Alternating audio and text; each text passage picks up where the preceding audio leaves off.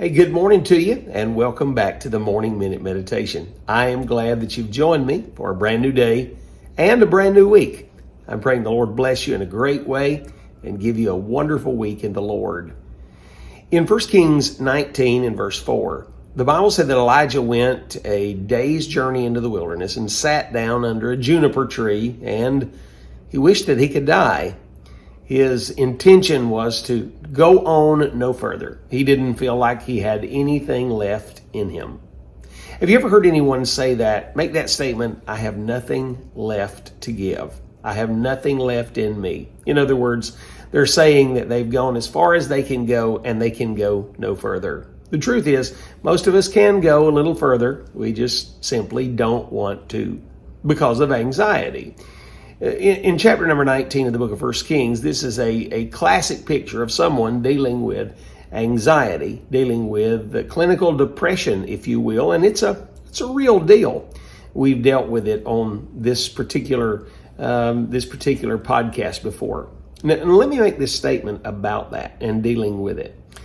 There are two types of anxiety that a person deals with. One is chemical, the other one is circumstantial. In other words, there is anxiety that a person deals with because their chemistry in their body is really messed up. However, the vast majority, the anxiety that we deal with is not chemical in nature, but rather circumstantial. It's what we're dealing with in our own personal life. When we get there and anxiety sets in, for the Christian, and Buster Mullins, the preacher, once made this statement, and no one really likes the statement, but it is true. He said our anxieties are simply a spiritual temper tantrum toward God for Him not allowing us to have things the way we want it. And for the Christian, that is absolutely the truth. For a lost person, they don't understand what's going on in their life. Now, when we consider that, let's think a little bit further, a step further. When he was dealing with that anxiety, that being Elijah, how did God deal with that in his life, and how did he overcome it? Well, he overcome it by getting proper rest. The Bible said he laid down and slept, and the angel awoke him, and he laid down and slept again. Oftentimes, our anxieties are exacerbated because of the fact that we don't have the proper rest in our life. And this is the pot calling the kettle black. I get very little sleep, and I get up at ungodly hours and run all day long. So sleep and rest are important, though. Good food. The Bible said he gave him a bacon cake on a fire, and he gave him a cruse of water. In other words, he gave them the proper diet that he would need.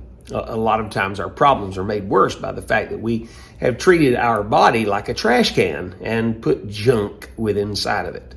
Then the Bible said that the Lord said, I want to talk to you, but I need you to go a 40 days journey into the wilderness walking on your 2 feet. He required him to walk a while. Now, God could have easily spoken to him right there under the juniper tree, but God chose to make him travel about 40 days hiking before he would talk to him. Here's the truth.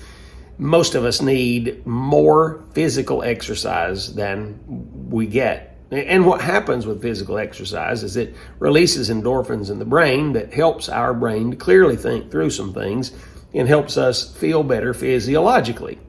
And so proper diet, proper exercise, and of course proper rest are important. The final thing was that God got him to a place where he could get alone with him and whisper in his ear and have some quiet time with Elijah. Most every one of us could use more quiet time alone with the Lord. George Mueller made this statement about anxiety. He said that the beginning of anxiety is the end of faith, and the beginning of real faith is the end of anxiety. Hey, what are your anxiety levels today? Think on these things today, friend, and have a great day.